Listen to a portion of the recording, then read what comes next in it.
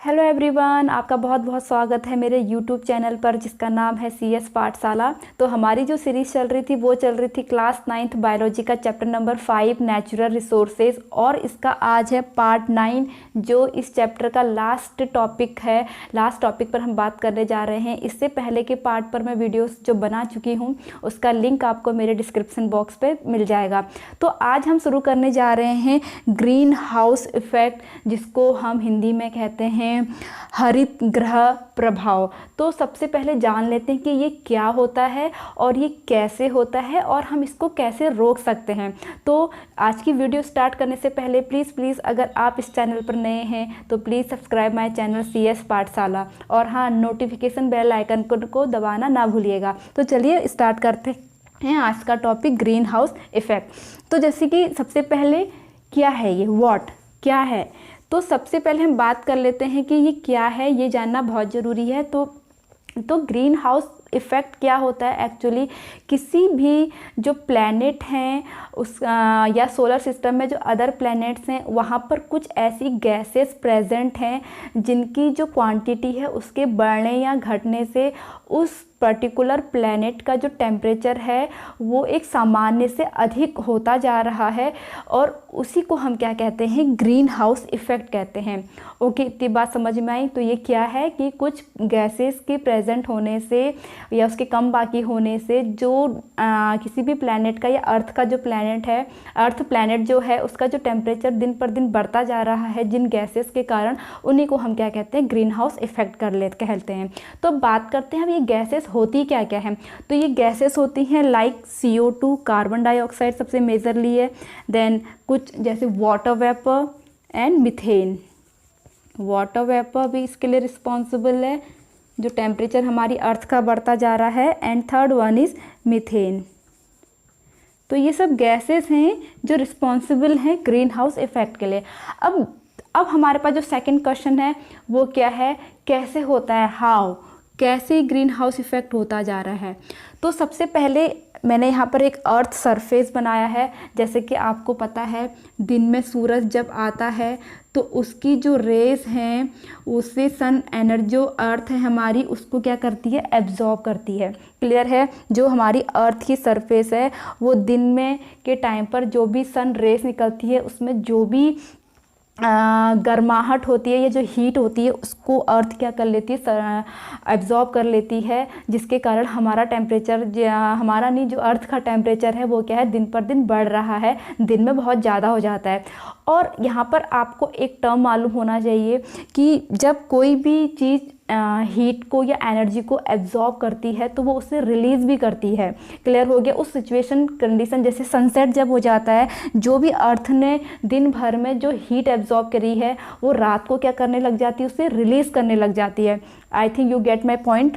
But यहाँ पर देखिए क्या होता है, जैसा कि जो CO2 है उसका कंसंट्रेशन बढ़ता जा रहा है क्योंकि हम क्या कर रहे हैं, डिफॉरेस्टेशन कर रहे हैं, प्लांट्स कट कर रहे हैं, तो जो ऑक्सीजन कम हो रही है, CO2 बढ़ती जा रही है।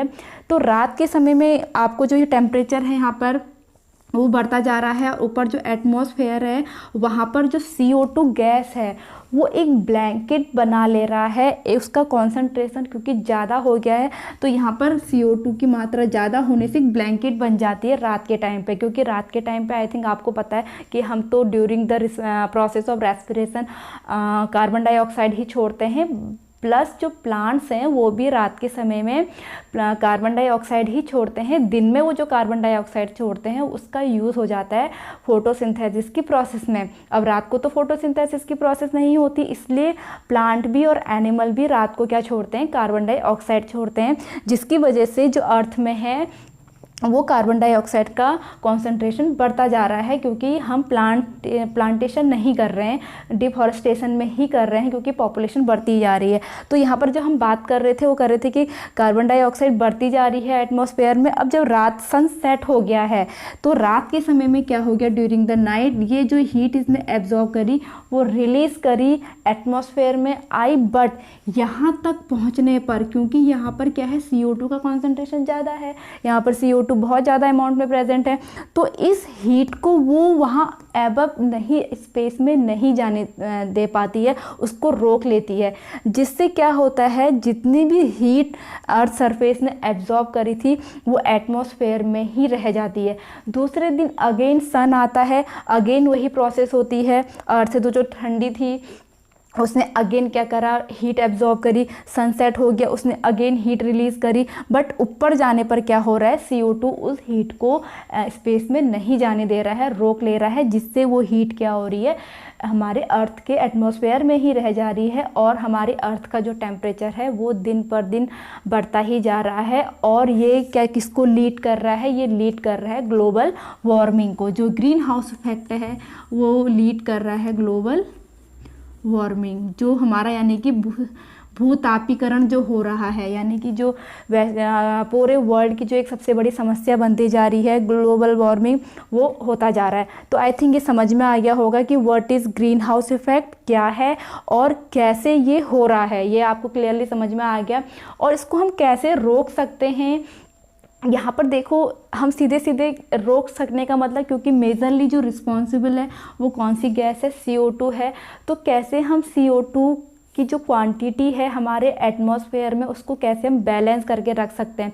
सबसे पहले तो हमें ज़्यादा से ज़्यादा क्या लगाना चाहिए, पेड़ लगाने चाहिए। ये एज यू नो ये तो सभी चीज़ का सॉल्यूशन है हमारे इन्वायरमेंट का, कि हमें सबसे ज़्यादा पेड़ लगाने चाहिए। और दूसरा, जितने भी सारे व्हीकल्स हैं जिनसे कार्बन डाइऑक्साइड निकलती है, हमें उसका भी कम से कम यूज़ करना चाहिए। शॉर्ट डिस्टेंस के लिए हमें किसका यूज़ करना चाहिए, जैसे साइकिल है या फिर पेडिस्ट्रियन, एज अ पेडिस्ट्रियन हमें चलना चाहिए, कम से कम हमें व्हीकल्स का यूज़ करना चाहिए। और दूसरा है, जो थर्ड है, जैसे हम ट्रांसपोर्ट के लिए, जैसे हम कहीं जाना होता है तो अपनी अपनी गाड़ियाँ लेके चल देते हैं, लेकिन इसकी बजाय अगर हम इसको अवॉइड करें और पब्लिक ट्रांसपोर्ट का ही यूज़ करें तो इससे भी काफ़ी हद तक CO2 गैस में हम कंट्रोल कर सकते हैं। अब कैसे कर सकते हैं, देखिए सपोज़ एक पब्लिक ट्रांसपोर्ट मीन्स बस में 50 लोग जाते हैं, एक साथ सफ़र करते हैं, और अगर वही 50 लोग अपने अपने व्हीकल से जाएंगे तो 50 गाड़ियाँ और चलेंगी।